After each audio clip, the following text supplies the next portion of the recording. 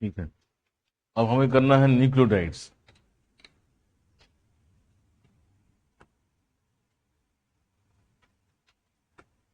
इसके साथ अगर फॉस्फेट ग्रुप ऐड हो जाएगा तो न्यूक्लियोटाइड हो जाएगा। फिर बना लें। नेक्स्ट मैंने एक लाइन में बनाने की कोशिश करना। एक कैसे कोई बात, ये माइनस है क्योंकि फॉस्फेट की वैलेंसी 3 है, 5 देके 2 माइनस कर दो। तो अभी बनाते बनाते देखना याद हो जाएगा। 3 बार तो ऐसे बना लिया।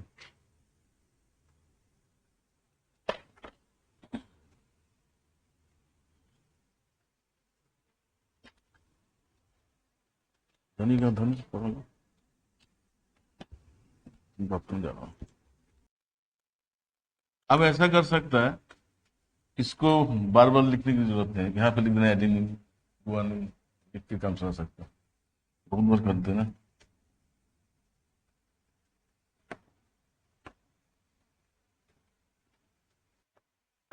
मतलब एक बार दिखाना चाहिए, वो शुरुआत में जो दिखाया था ना न्यूक्लियोसाइड, उसके बाद न्यूक्लियोटाइड में लिख के कर सकते हैं।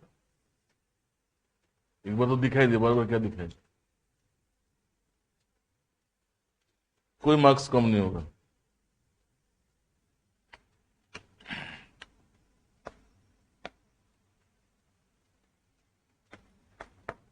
सॉरी,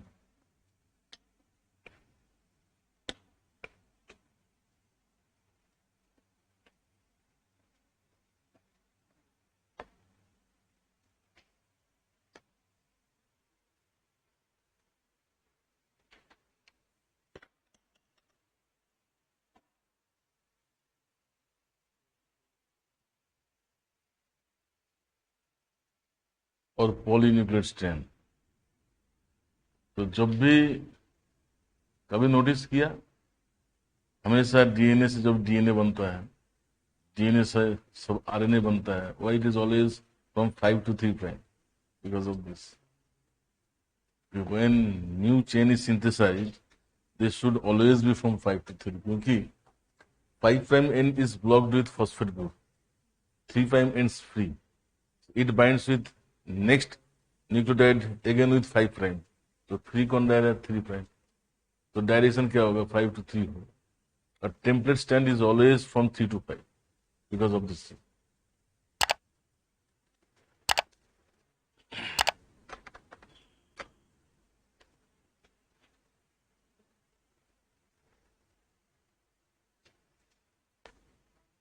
पानी लेना,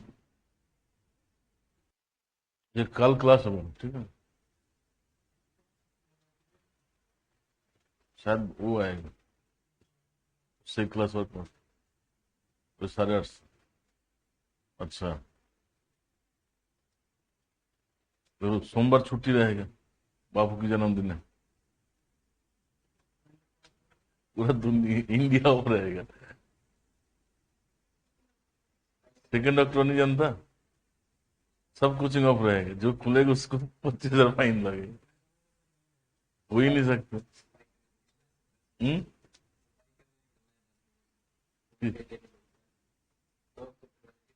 हाँ, सफाई करना पड़ेगा। बापू की जन्मदिन में कुछ नहीं खुलता है।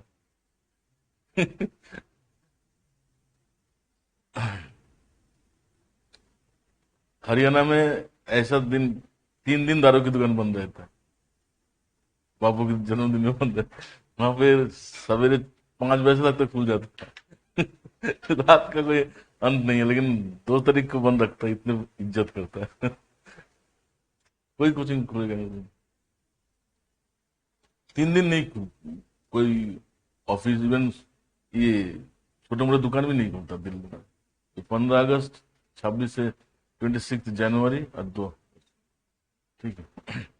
शनिवार को क्लास ले लेंगे, तो नेक्स्ट मंथ ट्यूजडे, तो कल भी क्लास होगा। एक तो संडे को मैं ले सकता कि,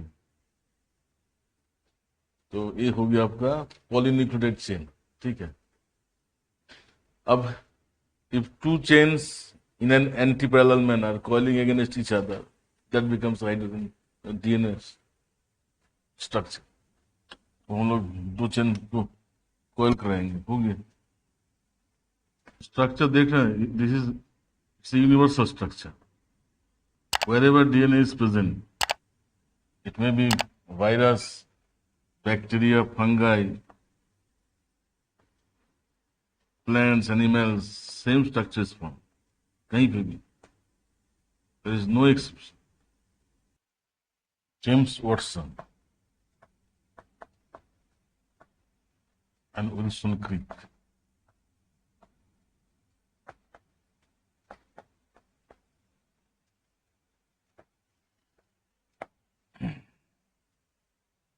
एक क्रिक अभी जिंदा है।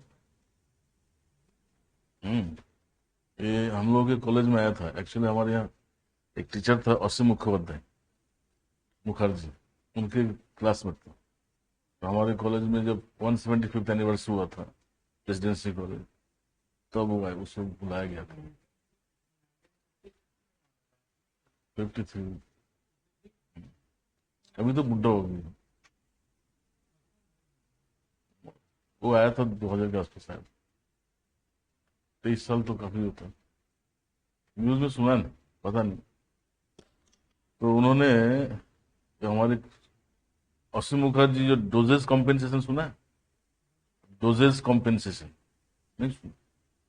Y one of the 2X chromosomes in human female is heterochromatic और Barr body throughout the life, उसी को तो डोजेस कॉम्पेंसेशन बोलता है।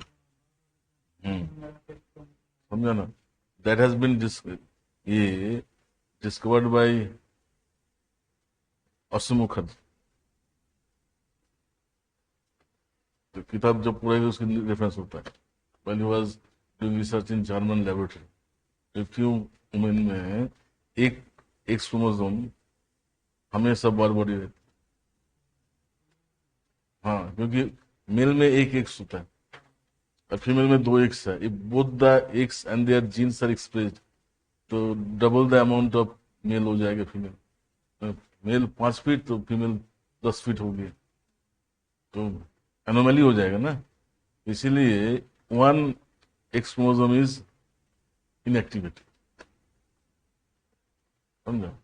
कुछ कुछ जगह पे क्या होता है, कुछ एनिमल्स में both eggs are active, there is no bar body, but in case of male XY में X double the amount of work is done। X का जो काम है, जो 2X करते हो अकेला X कर दो, इसलिए बड़ा बार हो जाए।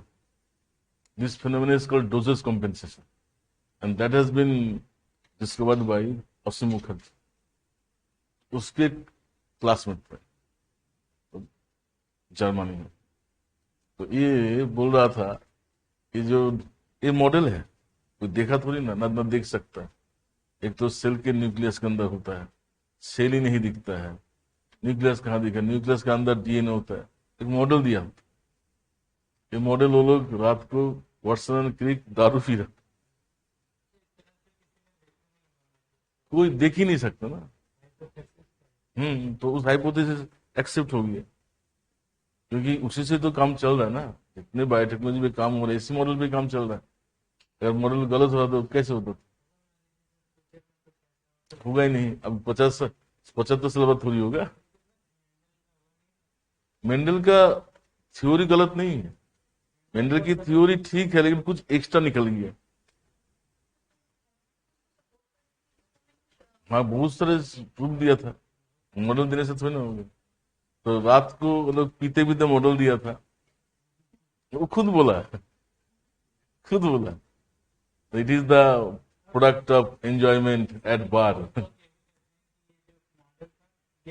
फिर पूछी, पता नहीं, वो देखो, वो जो बोला था, कोई अपना आपको चोट तो कहेगा नहीं।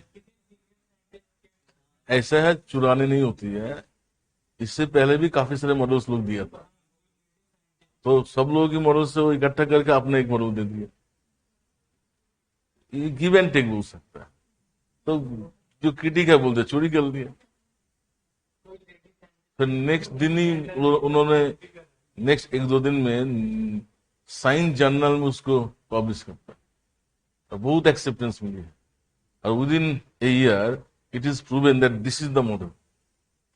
दे are the firstest Nobel laureate in the 53 में मॉडल दिया था, 54 में नोबेल मिल गया। यूजुअली नोबेल 25-30 साल बाद मिलता है।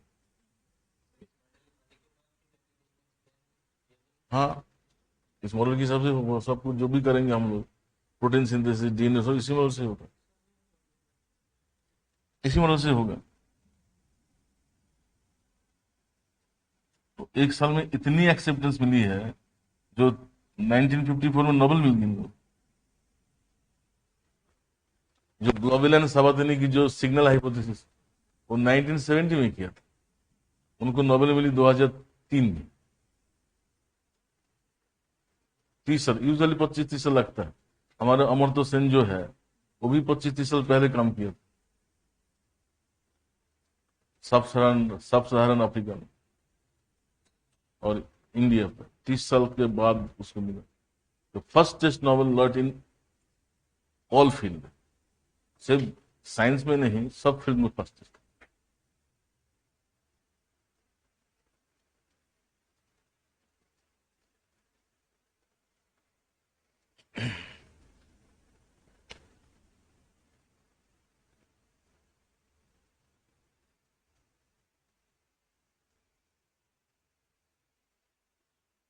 और बड़े बड़े लोग थोड़ा चोरी फोरी कर लेता है। ये जो डार्विन भी, उसने ये कौन है उसका अल्फ्रेड रसल। अल्फ्रेड रसल पहले नेचुरल साइंस में काम किया था, मलायन पेनिनसुला। तो instead of sending it to Royal College, वो डार्विन को भेज दिया। तो डार्विन उससे काफी कुछ लिया था। अगर देखो, शुद्ध लैंग्वेज में बोलेगा तो इन्फ्लुएंस हुआ था, और थोड़ा देसी बोलेगा तो चोरी कर लिया था। फिर नहीं, उन्होंने पहले जमा दे दिया, बाद में किया। हम्म तो पहले ये जमा दे दिया था। और डार्विन की बहुत इन्फ्लुएंशियल फैमिली से था। उनके जो दादाजी थे वो भी बहुत बड़ा साइंटिस्ट थे। तो रॉयल कॉलेज में इनके काफी कांटेक्ट हुआ करता था। HMS बिल्कुल।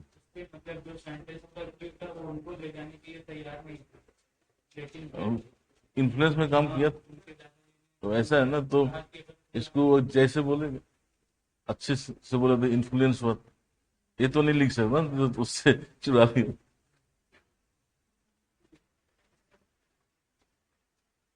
चलता है, लिख बना लिया। तो देखो, ये जो मेजर ग्रुप माइनर ग्रुप जो है, one major group and one minor group together makes it. ठीक है। और मैं जो मॉडल दे रहा, ये BDNA की मॉडल दे रहा। BDNA है, ZDNA है, CDNA है। तो BDNA में 10 एंगस्ट्रॉम होता है, 34 एंगस्ट्रॉम होता है। ZDNA में थोड़ा लेंथ बढ़ जाता है, घटता देखना पड़ता। ठीक है। तो इसका जो फीचर है, A of adenine of one strand always base pair with thymine of another strand, and between them there are two hydrogen bonds, whereas cytosine of one strand always base pair with guanosine of another strand. Between them there are three hydrogen base pair. So have you noticed one thing? One base is two ring structure, another base is single ring structure. दोनों में देखो, AT में A है double ring structure, thymine है single ring structure, C में single ring structure, guanine double ring structure. ऐसा क्यों है बताना? ऐसा भी तो हो सकता है, AG हो सकता था, CT भी हो सकता था, लेकिन ऐसा होता क्यों नहीं? इसको बोलते हैं स्टैकिंग। कभी दीवार बनाते हुए देखा होगा, कभी दीवार बनाते हुए ऐसे देखा है? ऐसे कभी होता है? नहीं होता। क्यों नहीं होता? That bonding will be weak bonding, थोड़ा सा हवा में भी गिर सकता है, हमेशा दीवार ऐसे होता है, देखिए ऐसे होता है। ऐसे क्यों होता है? तो इसको स्टैकिंग, इससे स्ट्रक्चर काफी स्ट्रांग होता है। तो देखो, जब डबल बंद हो गया ये,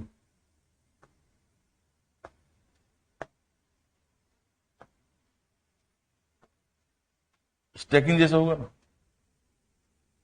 it makes DNA naturally strong, क्योंकि ये मॉलिक्यूलर ब्रेकडाउन होता है तो म्यूटेशन हो सकता है ना। अगर मॉलिक्यूल बहुत वीक होगा तो आसानी से टूट सकता है, इसीलिए हमेशा स्टैकिंग होता है। Stacking, one double ring structure, another single ring structure, वो सोच समझ के मॉडल दिया था। यही तो मॉडल होता ना। एक मॉडल में एडेनिन गुआनिन की बेस पेयरिंग दिखाया, पहले जो मॉडल आया था एडेनिन गुआनिन की बेस पेयरिंग दिखा रहा था, वो सब रिजेक्ट हो गया। तो हाँ, यही तो सही में है, लेकिन पहले जो मॉडल आया था कुछ मॉडल्स में एडेनिन गुआनिन भी दिखाता था बॉन्ड, तो गलत हो गया। वही कुछ मॉडल्स था, काफी मॉडल्स है ना। तो this rule is called Chargaff rule, समझे? हम्म।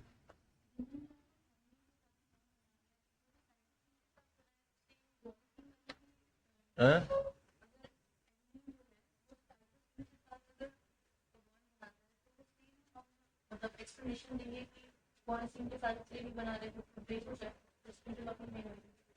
मैं समझ नहीं पाया बोला। हाँ, क्यों, ये तो मुझे मालूम नहीं क्यों नहीं बना पा। क्वेश्चन तो बनता है, क्यों नहीं बना पा। चलो मैं कोशिश करूंगी इसके आंसर ढूंढने की। देखो किताब कैसे गलतियां करता है। निंजा जैसे बुक में गलत दिखे, एटी के बीच में तीन बॉन्ड दिखे बैठा हुआ, इसमें दोनों के बीच में दिख रहे। नहीं, वही तो गलत छप गया ना, सब में वही तो बोलने से तो मान लेंगे ना, मुझे भी कंफ्यूज करते हैं। देखना, तीन बॉन्ड है, तो ये दिया है तीन बॉन्ड। हम्म? गलती से हो गया होगा। नहीं, वो गलती हो गई, देखा।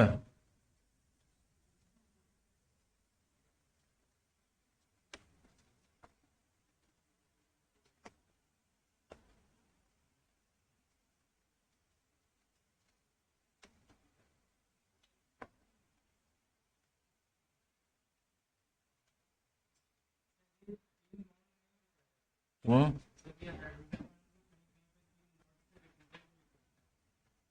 चलो,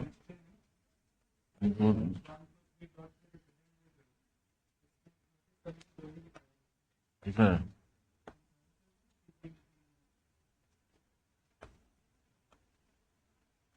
ऊपर का डायग्राम देखो, उसमें तीन ही दिया, हो सके हाइड्रोजन बॉन्ड डिनोट कर रहा है।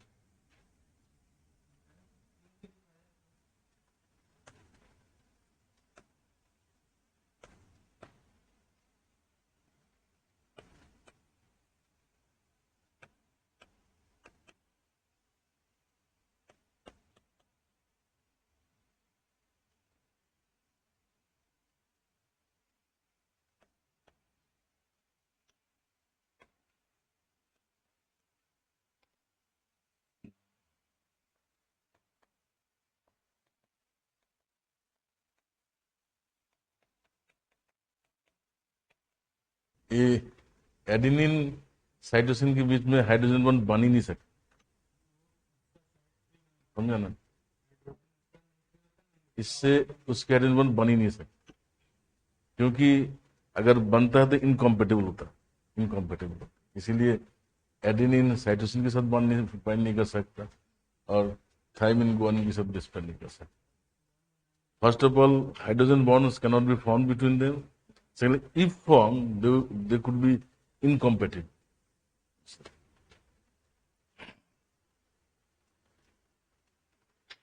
सवाल अच्छा किया था, कभी दिमाग में आया नहीं, मेरे दिमाग में नहीं।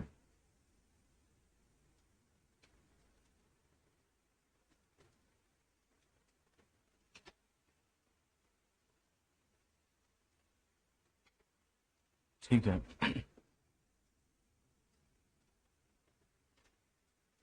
अच्छा बायोकेमिस्ट्री अगर मान लो आता है ना स्ट्रक्चर ऑफ डीएनए, तो ये जरूर दें। अगर मोलिकुलर बायोलॉजी में आता है तो कोशिश करना, क्योंकि देखो अगर सब लोग इन जनरल नहीं दे रहा है तो आपको कोई नुकसान नहीं है। अगर आपके सामने वाला दे के चला गया तो आपको बहुत नुकसान हो गया, आपको पता नहीं सामने वाला क्या कर रहा है, लेकिन सामने वाला भी अवॉइड ही करे।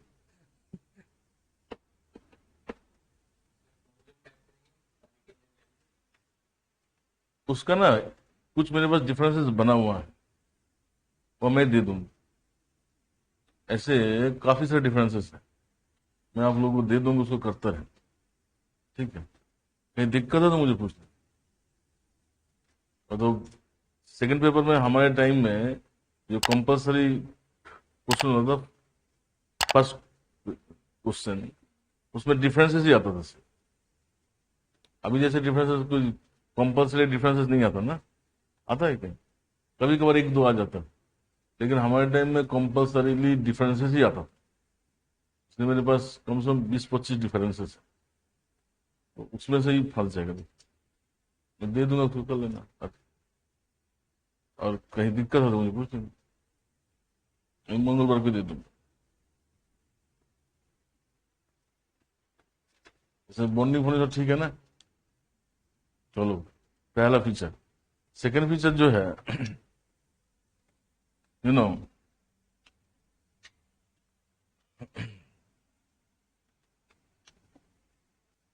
This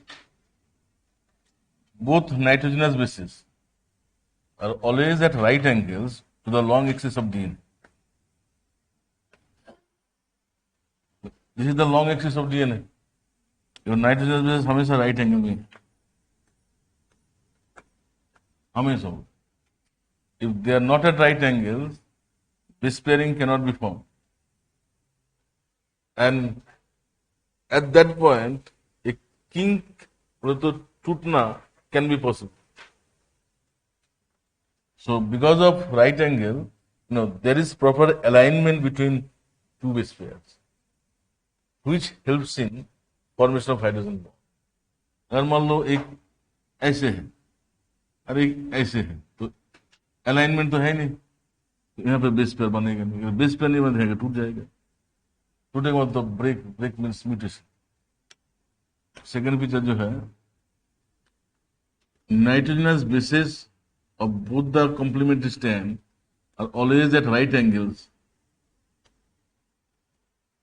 with reference to the long axis of DNA. As a result, there is proper alignment between two bases, which helps in hydrogen bond formation. ठीक है। थर्ड फीचर जो है, if you want to separate this strand, अलग अलग करना चाहता है, lateral separation is not possible. What is lateral separation? अब इसको इधर खींचो, इसको इधर खींचो, उसको lateral separation। तो क्या होगा? सुपर कॉइलिंग बन जाएगा, थोड़ा तो खुलेगा। On the opposite end, there will be super coiling. Means coiling within coil. DNA is a coil structure, so further coiling will be done on the opposite end. इसको बोलता है जटा, जटा पक जाएगी इधर। So how to separate both the strands? It is only possible by uncoiling. Uncoiling करोगे तो सेपरेट होगा। ठीक है, तो दिस आर द फीचर। सवाल है क्या?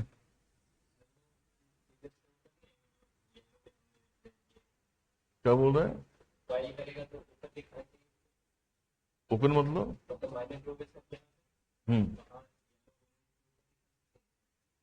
भी दिखा सकते हो तो आपकी इच्छा है, तुम्हें कलर ऐसे दे। अरे इतना करना मुश्किल है एकदम। सही है। इसको ऊपर से दिखाने की बात कर रहे हो, नीचे नीचे से भी दिखा सकते हो। इसका तो नीचे से गया ना, तो मेरे डायग्राम में नीचे से गया। और आप चाहे तो ऊपर से दिखाना तो ऊपर से भी दिखा सकते, जैसा कुछ। हम्म। आप अगर सोचते हो ऊपर से दिखाओ, क्या दिक्कत उसमें। हम्म। देखो डीनेचुरेशन की जरूरत होता है, डीनेचुरेशन हीट दो थोड़ा सा। माइल्ड हीट से क्या होता है, हाइड्रोजन बॉन्ड टूट जाता है। फिर भी आपको अनकोयल करना पड़ेगा, समझे ना। टोपोइसोमरेज 2 जो है, which is also known as gyrase, वो अनकोयल कर। So these are the features of D. ठीक है, हो गया स्ट्रक्चर।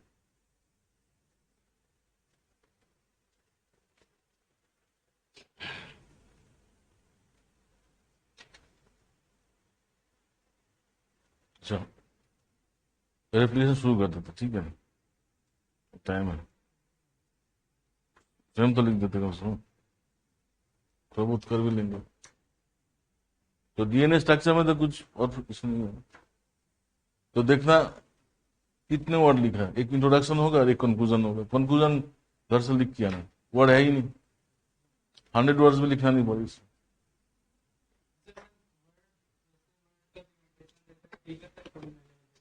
अरे तो हम थोड़ी ना फिगर भी दे, 150 वर्ड भी लिखे, ऐसे थोड़ी होती है। फिगर को भी आप इनपुट में कर लो। हाँ, फिगर का क्या लिमिटेशन है, अब जितना मर्जी फिगर दो, लेकिन रेलिवेंट ही तो देगा ना, इररिलेवेंट क्यों दो। जूलॉजी में जो वर्ड लिमिट है ना, वो उतनी इफेक्टिव नहीं। अगर 250 words, 320 markers means you can write 300 word. अगर 300 वर्ड्स भी लिखेगा, 5-6 डायग्राम भी देगा, तो पॉसिबल थोड़ी है।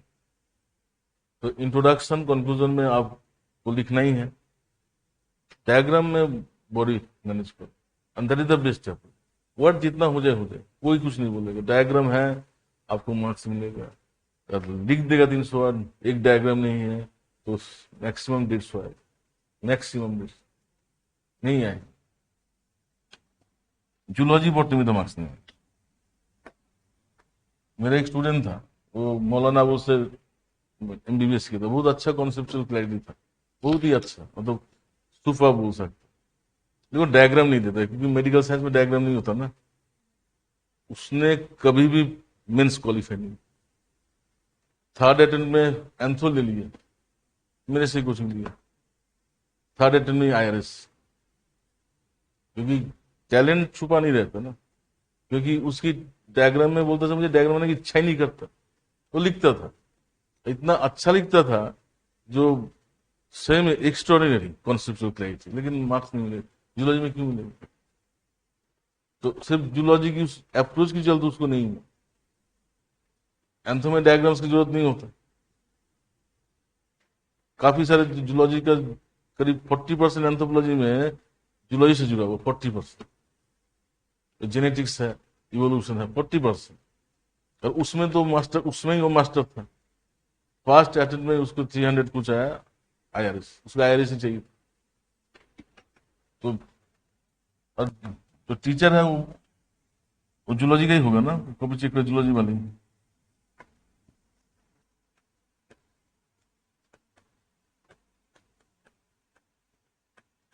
तो वर्ड के पीछे मत जाना, एटलीस्ट जूलॉजी बॉटनी। इवन बाकी सब भी स्ट्रिक्टली फॉलो नहीं किया जाता।